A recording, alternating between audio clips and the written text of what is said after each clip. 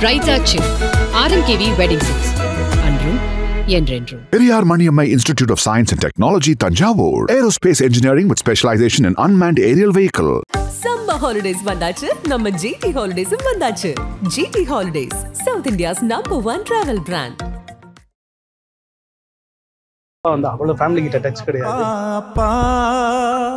காலை கூட என்னுடைய வாழ்க்கையை பற்றி தான் ரொம்ப பேசிகிட்டு இருந்தார்.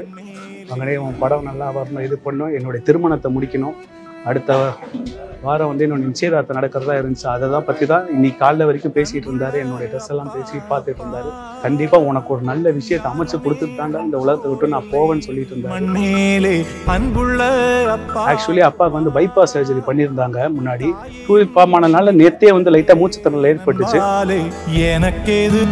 இங்கே வீட்லேருந்து எடுத்து ஆம்புலன்ஸில் ஏற்றும் போதே இறந்துட்டாங்க. எல்லா நல்லது கெட்டதுலேயும் என் கூட இருந்தார். எப்போவுமே லைஃப்ல எங்கள் அம்மா போன பிறகு எனக்கு எங்கள் அப்பா தான் முழு சப்போர்ட்டுமே. மொத்தமாக எல்லாமே அவர் தான். அவருடைய முதல் ஆசை நான் என்ன படத்தில் நடிச்சு பெரிய ஹீரோ ஆகணும்னு என் படத்தையும் பார்த்துட்டு ரொம்ப பாராட்டினார். அது நல்லா வருவடா, நீ நல்லா வருவடான்னு சொன்னார். தாயையும் முன்னில் கண்டே நண்பாலே.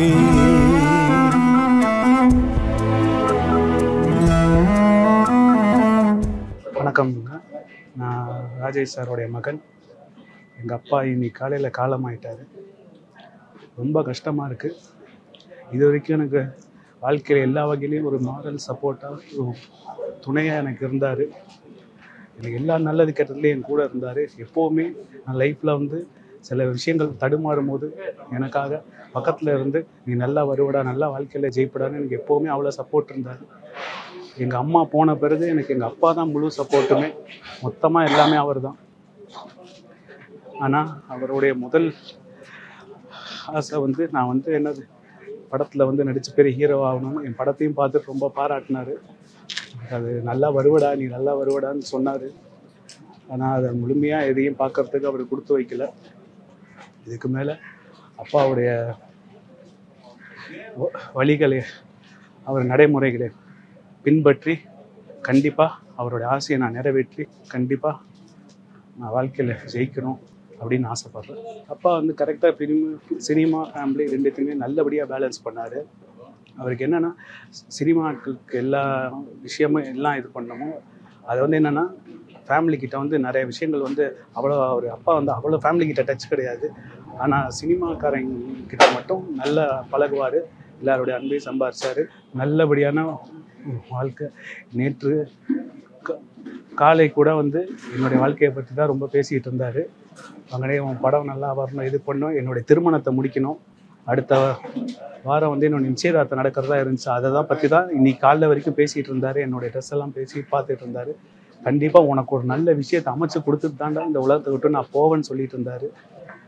கடவுள் எங்கள் அப்பா போயிட்டாங்க. இப்போ லக்கா மாட்டிக்கிச்சுன்னு ஒரு படத்தில் நடித்தேன். நான் ஹீரோவாக நடித்து படம் முடிச்சிட்டேன். ஃபஸ்ட் காப்பி ரெடி ஆகிடுச்சு. ஆனால் அந்த படம் அப்பாவுக்கு மட்டும்தான் ஒரு ஷோ போட்டோம். ஏன்னா அப்பாவுடைய ஒப்பீனியன் எனக்கு ரொம்ப முக்கியம். ஏன்னா அவர் தான் கரெக்டாக எதையுமே சொல்லுவார். ஏன்னா அவருடைய மகங்கிறதுனால நல்லா நடிச்சிருக்கேன்லாம் சொல்ல மாட்டார். சரினா சரி, தப்புனா தப்பு.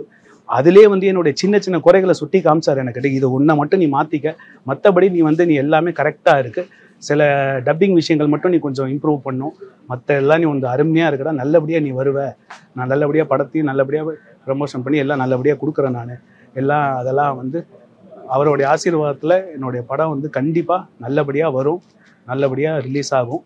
ஆக்சுவலி அப்பாவுக்கு பைபாஸ் சர்ஜரி பண்ணியிருந்தாங்க முன்னாடி. துபாயிலேருந்து முந்தானேத்து தான் வந்தாங்க. வரும்போது ஆக்சுவலி அவர் அப்பாவுக்கு லங்ஸில் ஃப்ளூயிட் ஃபார்ம் ஆயிடுச்சு. டோட்டலாக டூரிட் ஃபார்மானனால நேற்றே லைட்டாக மூச்சுத்திறல் ஏற்பட்டுச்சு. நைட்டு நான் அப்பா நைட்டே ஹாஸ்பிட்டல் போகலாம்ப்பா, ஆனால் இல்லைடா பரவாயில்ல நான் அட்ஜஸ்ட் பண்ணிக்கிறேன்னாரு. நான் நைட்டே சொன்னேன். பட் இல்லை நான் பார்த்துக்கிறேன்னொன்னே சரி, அவருக்கு எப்போவுமே அந்த மாதிரி ஒரு கண்ட்ரி மாதிரி போனால் சின்ன ஒரு இந்த ப்ராப்ளம் வரும், மூச்சுத்திறல் ப்ராப்ளம் வரும். அது எப்போவுமே டேப்லெட் போட்டால் சரியாயிரும். பட் இன்னைக்கு காலைல ஒரு 5:30 மணிக்கெலாம் என்னை எழுப்பி ரொம்ப மூச்சு மோசமாக இருக்குடா, எனக்கு என்ன பண்ணுறேன்னு தெரிலன்னொன்னே நான் இம்மீடியட்டாக என்னது நான் ஆம்புலன்ஸுக்கு ஃபோன் பண்ணிட்டேன். நான் ஆம்புலன்ஸ் வந்துட்டாங்க. வந்து அப்பா வந்து மேலேருந்து கீழே இறக்கிட்டோம். கீழே என்னன்னு தெரியல, கொஞ்சம் அப்போவே கொஞ்சம் ஆக்சிஜன் லெவல் கொஞ்சம் ரொம்ப கம்மியாயிருச்சு. அந்த படிக்கட்டுலேருந்து கீழே நாங்கள் தூக்கிட்டு தான் வந்தோம். அது வந்து கொஞ்சம் அந்த ஒரு ஷேக் அவரால் தாங்க முடியல. ஏன்னா பைபாஸ் பண்ணனால எங்கள் வீட்லேருந்து எடுத்து ஆம்புலன்ஸில் ஏற்றும் போதே இறந்துட்டாங்க.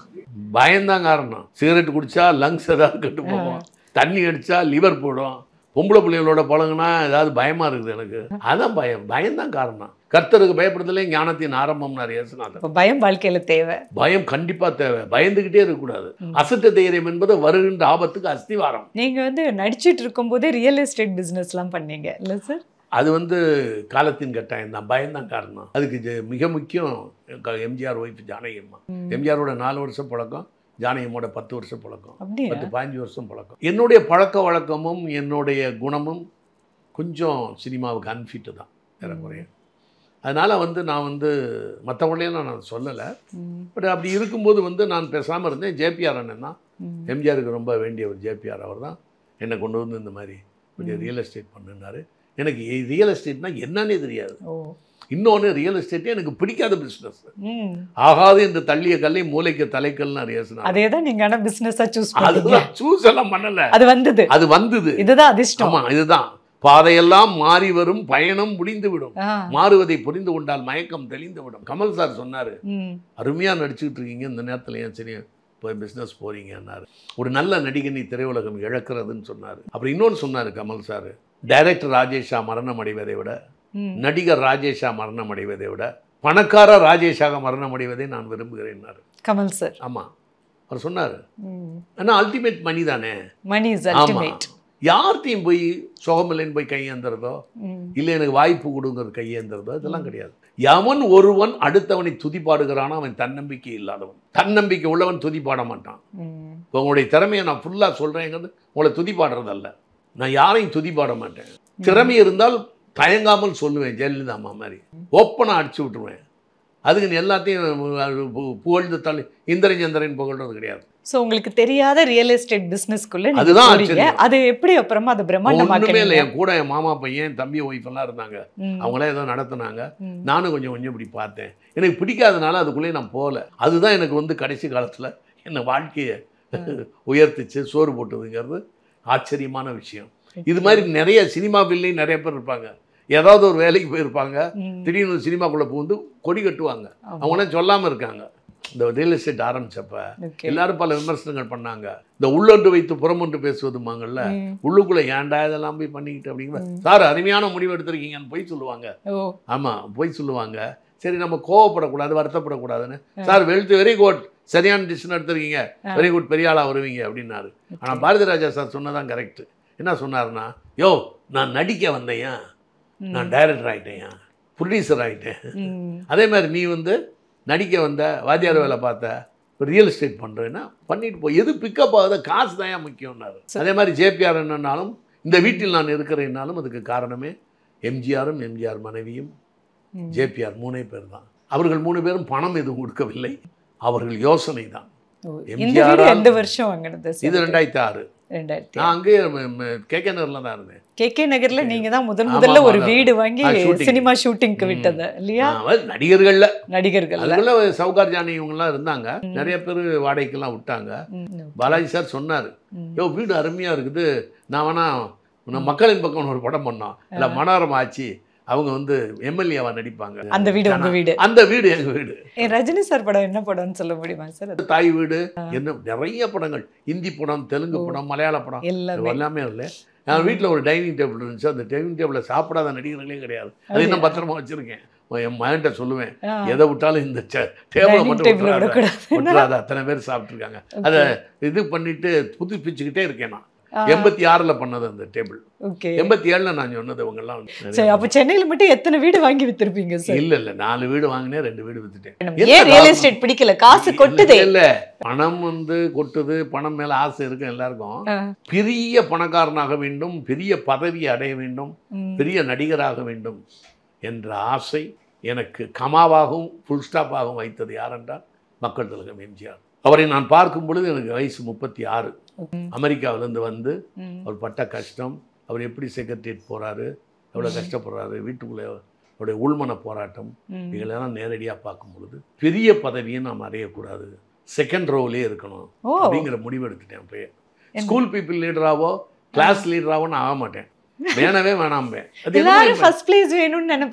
அது என்ன அப்படின்னு கேட்டிங்கன்னா, இந்த உலகத்தில் மனிதர்களை 3ஆக பிரிக்கிறாரு அர்னால்டு டாயன்பி. ஃபர்ஸ்ட் யாருன்னா leaders and creators 3%. Karl Marx creator, Lenin leader. இதுலேருந்து உதாரணம் பார்த்துக்கோங்க மற்ற எல்லாரையும். இந்த 3% நான் போக விரும்பவில்லை. மிச்சம் உள்ளது 17%. இந்த 3% பிடிப்பதற்கு பாடுபடுகிறார்கள். மிச்சம் 80% சாதாரணமாக காலாட்டிக்கிட்டு 3 வேளை சாப்பிட்டுக்கிட்டு அடுத்தவனை கிண்டல் பண்ணிக்கிட்டு விமர்சனம் பண்ணிக்கிட்டு ஜாலியாக இருக்கிறவங்க தான் 80%. அவருடைய ஹியூமன் கேட்டல்ங்கிறாரு. யாரு? மனித மிருகங்கள்ங்கிறாரு, ஸ்பீக்கிங் அனிமல்ஸ் அப்படிங்கிறாரு. அது வந்து எனக்கு 17 போதும். எம்ஜிஆர் அவர்களை பார்க்கும்போது பார்த்தேன், ஜெயலலிதா அம்மா பார்த்தேன், இவர் கலைஞரை பார்த்தேன், எல்லா இன்னும் சொல்லக்கூடாத ஆட்களை எல்லாம் பார்த்தேன். எனக்கு எம்ஜிஆர் தான் முதல் கதைத்திருப்போம். அவங்க ஒரு நிம்மதியான ஒரு வாழ்க்கை, அவர் பட்ட கஷ்டங்கள் தான். ஒரு ஃபர்ஸ்ட் இடத்துக்கு வந்துட்டு அதை கீழே விழாம ஆடிக்கிட்டே இருக்காங்க பாருங்க. அது பாவம், அது ரொம்ப அது தேவையே இல்லை. ஒரு மனிதனுக்கு வந்து இப்போ இந்த வீடு இருக்குது, 6000 ஸ்கொயர் ஃபீட் என் வீடு, 3 வேளை சாப்பாடு இருக்குது, டைனிங் டேபிள் இருக்குது, சமைச்சு போடுறதுக்கு ஒரு சமயக்காரமாக இருக்காங்க. என் ஒய்ஃப் இறந்துட்டாங்க, 12-13 வருஷம் ஆச்சு. நல்லா சமைச்சு சாப்பிட்டு வேலைக்கு நல்லா சாப்பிட்டுட்டு நல்லா தான் இருக்கேன் ஆள். எனக்கு இப்போ 76 நடந்துக்கிட்டு இருக்கு. அப்போ இது போதும் லைஃப்பில். ஃபஸ்ட்டுக்கு இடத்துக்கு வரேன்னு முயற்சி பண்ணால் அதுக்கு நிறைய பாடுபடணும், எல்லாருடைய விமர்சனத்தையும் தாங்கணும். நான் இப்போ ஏதாவது அரசியல் கட்சி ஆரம்பிச்சேன்னா என்ன சொல்லுவாங்க, டேய் நீ வடமதுரையில் என்ன பண்ணேன்னு எனக்கு தெரியுமா, அணைக்காட்டில் நீ என்ன பண்ணேன்னு தெரியுமா, வடமதுரையில் கொய்யாப்பழம் திருடி நீ மாட்டியிருக்காயே அப்படின்னு சொல்லி இல்லாத பொல்லாதெல்லாம் என்னென்ன பண்ணமா. யாராவது ஒரு பொண்ணை நம்ம பார்த்து விரும்பி லவ் லெட்டர் கொடுத்துருப்போம், அதை இப்போ எடுத்துகிட்டு வருவாங்க. நிம்மதியாக இருக்கேன், வேணாம்ப்பா விட்டுருங்க. ஆமாம், அதெல்லாம் வேணாம்ப்பா. ஏவிபின்னு சொல்லுவேன் நான், ஆள விட்டா போதும். ஏவிபிமே எப்படி எம்ஜிஆரை பார்த்து நான் நடிக்க வேண்டும் என்று ஆசைப்பட்டேனோ, சிவாஜி கணேசனை பார்த்து அந்த குடும்பத்தை எப்படி வைத்துக் கொள்ள வேண்டும், சிவாஜி கணேசனை பார்த்து ஒரு குடும்பஸ்தனாக வேண்டும் என்று அவரை போலவே நான் வாழ்ந்தேனோ, எம்ஜிஆரும் சிவாஜியும் எனது 2 கண்களை போல். நான் அடிக்கடி அந்த ஃபோட்டோ 2 பேரையும் வர்ற மாதிரி ஃபோட்டோ வச்சுருப்பேன். அப்பா சொல்லுவேன், உங்கள் 2 பேரால தான் நான் ட்ரெயின் ஏறி வந்தேன். ஏதாவது கஷ்டப்பட்டேன்னா இந்த ஃபோட்டோவை தூக்கி வெளியே போட்டுருவேன். அப்புறம் நான் அந்த வீடெல்லாம் கட்டி நல்லா வாழ்ந்த பிறகு அந்த ஃபோட்டோ அதே இடத்துல தான் அப்படியே இருக்குது, தூக்கி போடலை. அவங்க 2 பேரால தான் நான் இன்னைக்கு வந்தேன். சென்னைக்கு வந்தப்போ வாடகை வீட்டில் தான் இருந்திருப்பீங்க. நீங்க வேற வாடகை வீடா, ரூமுங்க. எங்க சித்தி வீட்டில் இருந்தேன், அப்புறம் எங்கள் மாமா வீட்டில் இருந்தேன். ஒன்றா இது கடைசியில் ஒரு சின்ன இந்த ரூமில் ஒரு கால்வாச்சி இருக்கும், அதில் போய் இருந்தேன். அதெல்லாம் என் பயோகிராஃபியில் எழுதுறேன். அமிதாப் பச்சனால் படுக்க முடியாது என் வீட்டில் ரூமில், அவ்வளோ சின்ன. அதை விட இப்போ பெரிய பாத்ரூம் கட்டி நான் வாழ்ந்துட்டு இருக்கேன். கஷ்டங்கள்லாம் நீங்கள் கேட்டிங்கன்னா நாள் கணக்கில் சொல்லுவேன். என்னுடைய காலகட்டங்கள் அந்த மாதிரி. 62 சைனா வார் வந்துச்சு, அப்போ அரிசியெல்லாம் கிடைக்கல. மிடில் கிளாஸ் ஃபேமிலியில் லோயர் மிடில் கிளாஸ் தானே, ரொம்ப அப்பா அம்மா 2 பேரும் சம்பாதிக்கிறாங்க, வாடகை வீட்டில் இருக்கும். 5 ரூபா வாடகை வீடு, 15 ரூபா வரைக்கும் வந்துச்சு. 3 நல்ல நெய்யெல்லாம் கிடைக்கும், கறியெல்லாம் கிடைக்கும், மட்டன் கிடைக்கும், சாப்பாடு கிடைக்கும். செலவுக்கு காசு இருக்காது கையில். மாசமானா கஷ்டம். ஏன்னா கறிக்கடைக்காரன் எப்போ வேணாலும் காசு வாங்குவான். ஆனால் உங்கள் வீட்டில் படிக்க வச்சாங்க. இப்போ நீங்கள் பச்சையப்பன் காலேஜில் சேர்ந்துட்டு அது வந்து பச்சையப்பன் கல்லூரியில் வந்து ஈவினிங் காலேஜ் போய் சேர்ந்தேன். நான் எஸ்எல்சி மட்டும்தான் படித்தேன், பியூசியில் ஃபெயிலுங்க. செகண்ட் கிரேடு அப்புறம்ல போனேன், எஸ்எல்சி வரைக்கும் படிக்கலாம். எங்க நான் படிச்சேன். சிவாஜி என்ன தான் சொல்லுவாரு, இப்படி நீ படம் பார்த்தீங்கன்னா எங்க படிச்சிருக்க போற அப்படியே.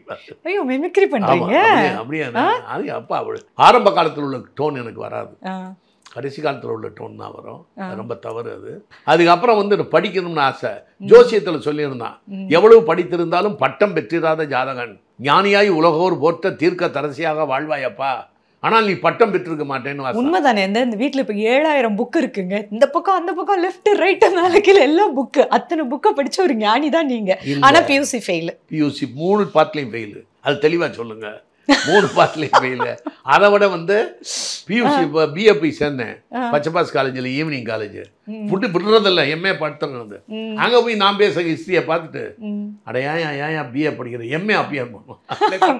உடனே எம்ஏ சேர்ந்தேன். எம்ஏ சேர்ந்து சும்மா பேசுகிற ஹிஸ்ட்ரி எல்லாம் பார்த்துட்டு, என்ன எப்படி ஹிஸ்ட்ரி பேசுகிற அப்படின்னு சொல்லிட்டு, ஏன்னா அது இங்கிலீஷ் படங்கள்லாம் நிறையா பார்த்தது, அதை எடுத்து பழைய ஹிஸ்ட்ரி எல்லாம் படித்தேன். அப்புறம் அதெல்லாம் அந்த சினிமா ஸ்டைல்லே சொல்லுவேன்.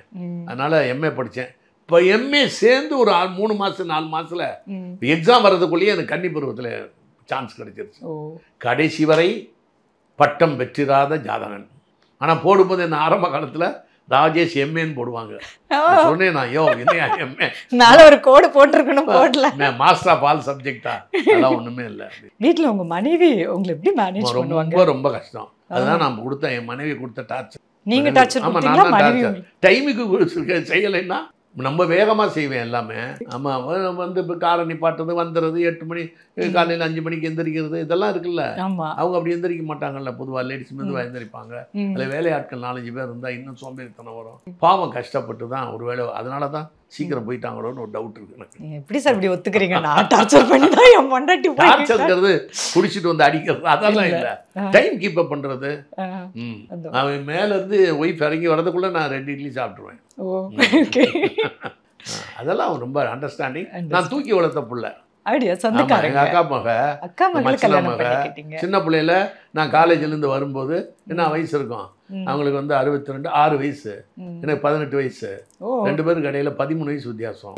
சின்ன பிள்ளையிலேயே மடியில் படுத்துக்கும். அந்த மடியில் படுத்து அதுதான் இப்படி என்னை பார்க்கும்போது கண்ணில் பதிவாயிடும்ல. அதுதான் என்னை கல்யாணம் பண்ணணும்னு ஆசை வந்து. இவன் தான் ப்ரொடெக்டர் போல இருக்கு. அதனாலதான் சின்ன பிள்ளைகளை யார்ட்டையும் கொடுக்காதேம்பாங்க. பெரிய பணக்கார வீடுகளை பார்த்தீங்கன்னா தெரியும், கொடுக்க மாட்டாங்க. உங்களுக்கு இப்ப அக்கா மக மடியில படுத்து என்னை பார்த்தாங்க. அதுதான் என்ன விரும்பினது காரணம். அவங்க விரும்பினது காரணம். எனக்கு வந்து கடைசி ட்ரெயின், வேற எதுவும் ட்ரெயின் கிடைக்கல. என்ன அப்படி சொல்லிட்டீங்க? ஓப்பனா சொல்றேன். இந்த வயசு 34. சினிமால வந்து அதுக்குள்ள நடிச்சு ஹீரோலாம் ஆயிட்டீங்க.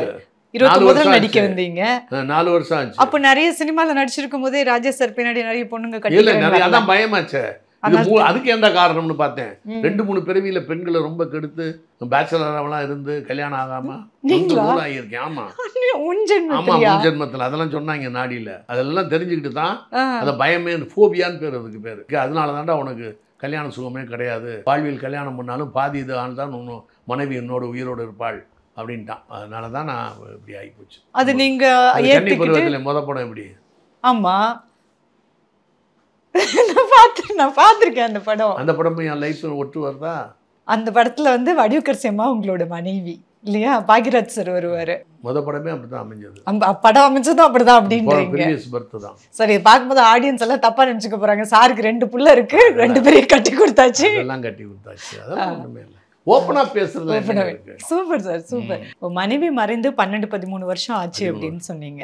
மனைவி இருந்த காலகட்டம், இல்லாத காலகட்டம், ஒரு ஆணா ஒரு கணவனா நீங்க உணர்ற விஷயங்கள் என்னென்ன சார்? நிறைய சொல்ல முடியாது தனியா. அதான் வாலி சொல்வாள், நாமெல்லாம் இழந்தவர்கள் இல்லையா, மற்றவர்கள் துறந்தவர்கள் பாரு. டைவர்ஸில் 2 டைவர்ஸ் இருக்குது. கோர்ட்டில் போய் டைவர்ஸ் வாங்குறது இருக்குது. மென்டலாகவே டைவர்ஸ் ஆகி வீட்டுக்குள்ளேயே கணவன் மனைவிகள் 2 பேரும் சேர்ந்து வாழாமல் இருப்பதே அது ஒரு டைவர்ஸ். சில பேர் டைவர்ஸி ஆகிடும், சில பேர் விடோ ஆகிடுவாங்க, விடோயர் ஆகிடுவாங்க. இதெல்லாம் பல்வேறு. அது இருக்கும்போது அருமை தெரியாதும்பாங்க. என் மனைவி இறந்த பிறகு தான் எந்தெந்த ஆங்கிள்லேருந்து நான் துன்பப்படுறேங்கிறது எனக்கு தெரியுது. அதில் சந்தேகமே இல்லை. அதில் நான் வந்து அவ்வளோ கஷ்டப்படுறேன். ஏன்னா 29 வருஷம் நான் வாழ்ந்தேன். இதில் இன்னொரு பெரிய ஆச்சரியம் என்னன்னா, எங்கள் அப்பாவுடைய அப்பா இல்லை, அவரும் 29 வருஷம் தான் வாழ்ந்தார். அந்த 29 வருஷத்தில் 13 பிள்ளை பெற்றாரு. ஏறக்குறைய 2 வருஷத்துக்கு ஒரு பிள்ளை. ஒரு கணவன் மனைவி உறவு எப்படி இருக்கணும் அப்படிங்கிறது கணவன் மனைவியெல்லாம் யாரும் ஒத்துக்க மாட்டாங்க இன்னைக்கு. நான் கன்சர்வேட்டிவ்மாங்க என்னை பார்த்து. உலகத்திலேயே மிக அற்புதமான, மிக தெய்வீகமான, மிக வந்து ஆத்மார்த்தமான ஒரு நட்பு, ஒரு அன்பு, ஒரு உறவு, ஒரு சிநேகிதன், ஒரு தாய், ஒரு நண்பன், ஒரு மந்திரி, ஒரு கேர்ள் ஃப்ரெண்டு, இவைகளெல்லாம் அனைத்தும் சேர்ந்த மொத்த உருவம் தான் மனைவி. அது மொத்த உருவம் தான் கணவன். அவர்கள் 2 பேரும் பயணிக்கிற வாழ்க்கை தான் புனிதமான வாழ்க்கை. அதை விட்டுவிட்டு அவர்கள் இஷ்டப்படி வாழ்ந்தா அவ்வளோதான் அவங்க வாழ்க்கை. ட்ராஜடி தான். திருமணத்துக்கு முன்பாக எவனை லவ் பண்ணக்கூடாது. லவ் பண்ணால் அதான் ஃபிக்ஸேஷனில் இருக்கும். அதனால தான் சீக்கிரம் கல்யாணம் பண்ணி வச்சாங்க எல்லாம். அதை சொன்னால் நான் குழந்தை திருமணத்துக்கு வர்றேன்பாங்க. எது வேணாலும் எடுத்து பேசலாம் நம்மளை. உண்மை அதுதான். மிக அருமையான வாழ்க்கை. என் மனைவி வந்து என்னுடைய ரொம்ப க்ளோஸு. நாங்களாம் அன்பாக தான் இருந்தோம். பிரிந்தது நான் ஸ்ட்ரிக்டாக இருந்தது அவங்களுக்கு வேதனையாக இருந்திருக்கலாம். அதுதான் நான் டார்ச்சர்னு சொன்னேன். டார்ச்சர்னு அடிக்கிறது கிடையாது. அவன் மனம் புண்படும்படி நம்மளுடைய வேகத்திற்கு அவர்கள் வரவில்லை என்றால் அதுவுமே தான். 2 பேரும் கிளியர் அண்டர்ஸ்டாண்டிங்கில் இருக்கணும். கல்யாணத்துக்கு முன்னால் 2 பேருக்கு வந்து இது கவுன்சிலிங் பண்ணணும். வாழ்க்கைன்னா என்ன, எப்படி இருக்கணும் அப்படின்னு. ராஜேஷ் வில்லியம்ஸ் உங்க பேரு. பிறப்பால் கிறிஸ்தவ மதத்துல இருந்தாலும் இந்து மதத்துல பின்பற்றக்கூடிய நிறைய விஷயங்கள், ஜாதகம், ஜோசியம், சாஸ்திரம், இதெல்லாம் நீங்க எப்ப கத்துக்கிட்டீங்க, எப்ப மாறி? அதுக்கு வேறு என்னென்னா நாங்கள் 8-9 தலைமுறை நாங்கள் கிறிஸ்டியன். எனக்கு ஜோசியத்து மேலே ஈடுபாடு வந்தது 11 வயது எனக்கு. எங்கள் அத்தை ஒருத்தவங்க, அந்த அத்தை வந்து பிறந்தது 1912. அவங்க பிறந்தப்போ ஒரு ஜோசியக்காரன் எழுதி கொடுத்தான். அப்படியே அந்த 10 லைனு நடந்துருச்சு. இந்த பெண் பிறப்பது ஒரு நாடு பட்டுக்கோட்டை, வளர்வது ஒரு நாடு சிங்கப்பூர், திருமணம் முடித்து போவது ஒரு நாடு பர்மா, தன்னுடைய பிறந்த நாட்டிற்கே வந்து 1942 பாம்பிங்கில் பர்மா விட்டு ஓடி வந்து நடையாக வந்து கல்கத்தா வந்து அங்கேருந்து வந்தாங்க.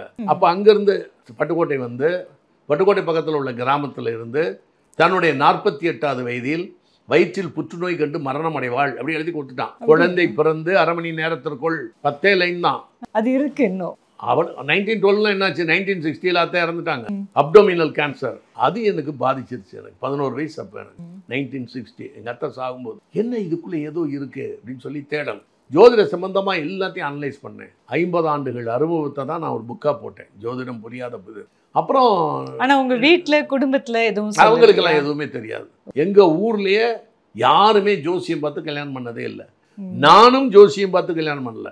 எனக்கு அதில் தான் பெரிய என்னை பார்த்தா கான்ட்ரடிக்டியாக தெரியும் உங்களுக்கு பார்த்தா. என்ன அப்படின்னா, இவ்வளோ ஜோசியம் பார்க்குறவன் என் மகளுக்கும் ஜோசியம் பார்க்கல, தனக்கும் ஜோசியம் பார்க்கல. நான் ஜோசியம் பார்த்து கல்யாணம் பண்ணல, என் மகளுக்கும் ஜோசியம் பார்த்து கல்யாணம் பண்ணல. ஏன் சார் அப்படி? விதி வழியே மதி வழியே கதி, அவ்வளோதான். ஒரு பொண்ணு பார்க்குறோம், அவங்க எங்கே அப்படியே பார்க்குறோம், அப்படியே பார்த்து ஓரளவு நல்லா ஆயிடுச்சுன்னு சொன்னால் உடனே கல்யாணம் பண்ணுவேன், அவ்வளோதான். யாருக்காக இருந்தாலும் என் தங்கச்சிக்கும் ஜாதகம் பார்க்கல, என் தம்பிக்கும் ஜாதகம் பார்க்கல. எப்படியுமே தாலி ஏறிச்சுன்னா அதான் விதி, அது மட்டும் நல்லா தெரியும்.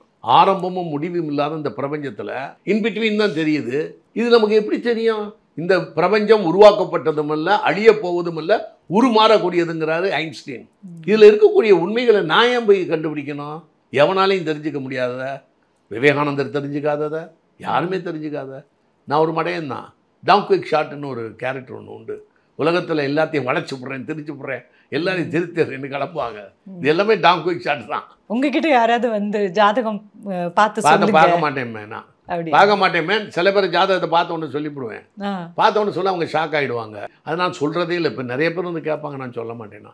நானும் ஏறக்குறைய 30-35 வருஷமாச்சு நான் ஜோதிடம் படிப்பதே இல்லை. எதனால? எதுக்கு அதை போய் படிச்சுக்கிட்டு? எல்லாம் தெரியும், நடக்க தான் போகுது. இந்த பிரபஞ்சம் உங்களை ஆட்டி வைக்குது, இது யாருக்கும் தெரியாது. இது ஈகோ போகும் உங்களுக்கு. 10% தான் உங்களுடைய வேலையெல்லாம். சாப்பிட்றது, தூங்குறது, படுக்கிறது, எந்திரிக்கிறது, இது எல்லாமே உங்கள் வேலை. 10%. மிச்சம் 90% ஆட்டோமேட்டிக்காக நடக்குது எல்லாமே. ஜோதிடம் என்பது உண்மை. ஆனால் ஏன் போய் நம்ம தெரிஞ்சு பார்த்துக்கணும்? தேவையில்லை. ஏன் தான் திருமணம் தள்ளி போட்டுக்கிட்டே வருது? அப்படி இந்த கிரகங்கள் மாறினா நமக்கு ஏதாவது கிடைக்காதா? குரு பயிற்சி நடந்தால் கிடைக்காதா?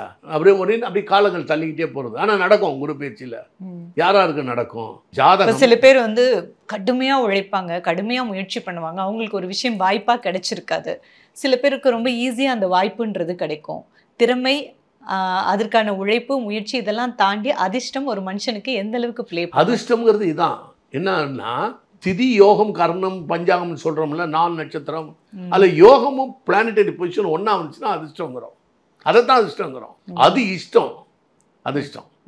ஆமாம், அது இஷ்டம். தியாகம் பண்ணியிருப்பான், அவன் பெரிய ஆளாகவே ஆகிருக்க மாட்டான், ஒரு மந்திரி பதவி கூட வந்திருக்க மாட்டான். எந்த தியாகமும் அவ்வளவா பண்ணியிருக்க மாட்டாங்க. ஓரளவுக்கு தான் கட்சிக்கு உழைச்சிருப்பாங்க, அவன் மினிஸ்டர் பதவியில் உட்காந்துருப்பான். அது இறைவனை போய் கேளுங்க, பிரபஞ்சத்தை போய் கேளுங்க. நான் முன் சொல்ல முடியாது. அதே மாதிரி பத்தினியாக வாழ்வா, பசி பட்டினியில் சாவா, தவறான வாழ்க்கையில் ஈடுபடுவாங்க, 3 வேளையும் 5 ஸ்டார் ஹோட்டலில் சாப்பிடுவாங்க. எதுவுமே சொல்ல முடியாது. ஆண்களும் அதே மாதிரி. அதனால இதெல்லாம் நமக்கு புரியாத புதிராகவும் தெரியாத விடையாகவும் இருக்கிறது. நிறைய நேரம் கொடுத்து நிறைய விஷயங்கள் பேசியிருக்கீங்க. Thank you so much sir. மிக மிக நன்றி. RMKV Wedding Sets. அன்றும் என்றென்றும். Periyar Maniammai Institute of Science and Technology, Tanjavur. Aerospace engineering with specialization in unmanned aerial vehicle. Summer holidays வந்தாச்சு, நம்ம GT Holidays வந்தாச்சு. GT Holidays, South India's #1 travel brand.